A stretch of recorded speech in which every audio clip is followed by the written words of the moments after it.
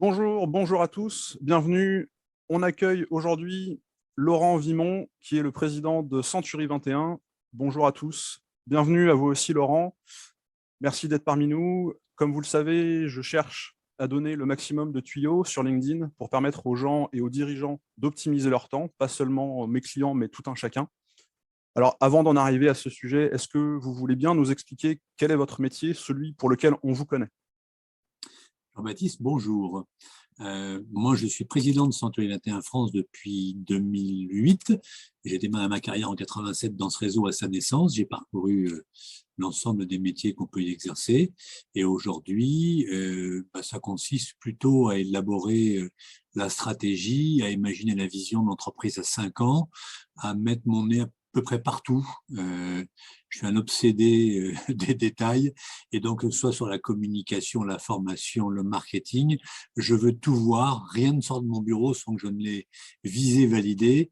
Et en fait, je suis celui qui porte l'image de l'entreprise et dont je pense qu'il en est le responsable. Donc, on tient un spot télé, comme il est sorti récemment, comme une affiche 4x3 ou autre.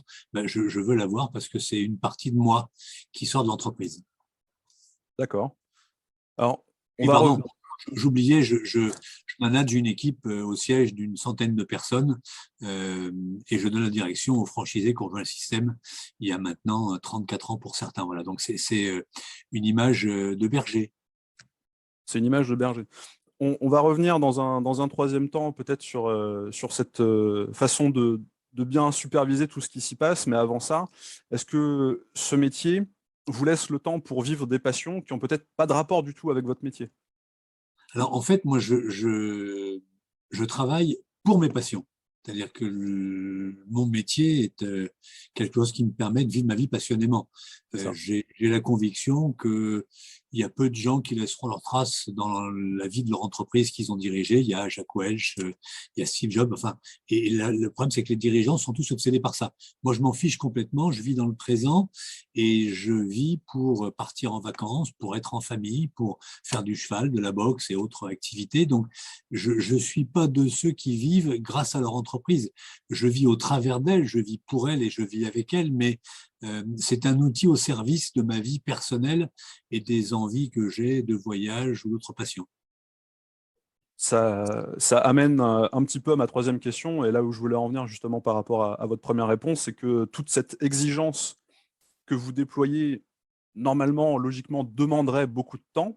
À côté de ça, vous dites vivre autant que possible toutes vos passions, votre vie de famille et tout ce qu'il y a autour.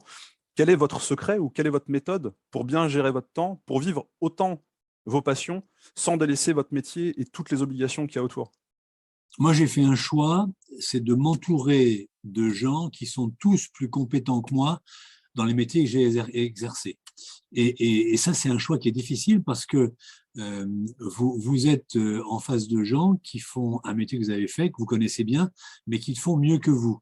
Et au niveau de l'ego, c'est pas toujours simple, mais c'est une vraie décision et c'est un vrai choix qui permet de s'appuyer sur eux, de leur faire confiance et de pouvoir déléguer. Alors, je précise que déléguer, c'est contrôler et c'est pas laisser aux On se gens débarrasse. Ouais. le droit de faire ce qu'ils veulent absolument. Je reste un dirigeant qui est extrêmement exigeant. Et puis, il y a une deuxième peut-être idée, c'est que l'exigence permet la bienveillance ou la bienveillance permet l'exigence. C'est la poule et l'œuf, c'est à dose équivalente. Et que cette équipe que j'ai constituée me permet de partir en vacances, par exemple, sereinement, sans me demander s'ils vont bien faire les choses. Ils les feront bien, Mm. voire mieux que moi je ne les ai faites. Donc, ça, c'est un élément essentiel. Et puis, deuxièmement, c'est une histoire de choix personnel. Euh, Ma femme, quand j'ai accepté ce poste, m'a demandé de lui faire une promesse, c'est de pouvoir continuer à emmener ma fille à l'école tous les matins. Et je certifie sur l'honneur que ma fille, qui va à l'école à Paris, à 500 mètres de la maison, je l'ai emmenée tous les matins à l'école, main dans la main, de la maternelle à la cinquième. Maintenant, elle veut plus que je l'emmène, donc c'est notre histoire. C'est Mais normal. il y a jamais un rendez-vous qui soit média, qui soit ministériel, qui soit autre, qui n'est venu s'immiscer entre elle et moi. Notre rendez-vous était quotidien, c'est un peu de temps, mais ce temps était fondamental. Et donc, c'est une Mm. sorte de décision et de volonté.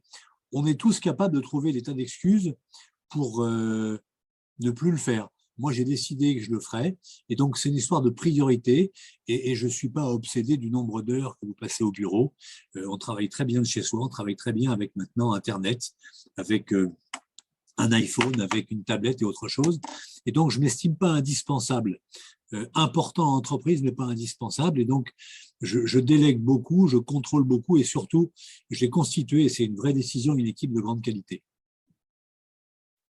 Merci, Monsieur Vimon, pour tous ces enseignements qui sont riches de sens. Ça va tout à fait dans ce que j'essaie de communiquer à mes clients et aux personnes qui m'écoutent sur LinkedIn. Donc, merci beaucoup d'être venu nous donner ces petites perles de sagesse. Vraiment, merci.